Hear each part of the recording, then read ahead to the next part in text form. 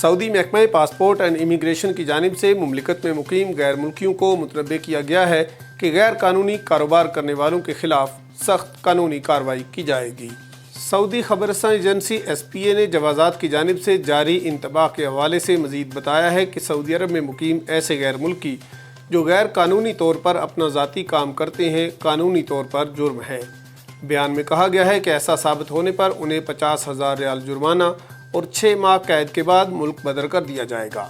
سعودی محکمہ پاسپورٹ کی جانب سے اس حوالے سے ٹویٹر پر بھی انتباہی پیغامات مختلف زبانوں میں جاری کیے گئے ہیں تاکہ وہ افراد جو سعودیوں کے ناموں سے ذاتی کام کرتے ہیں وہ اس نوعیت کی سرگرمیوں سے باز رہیں۔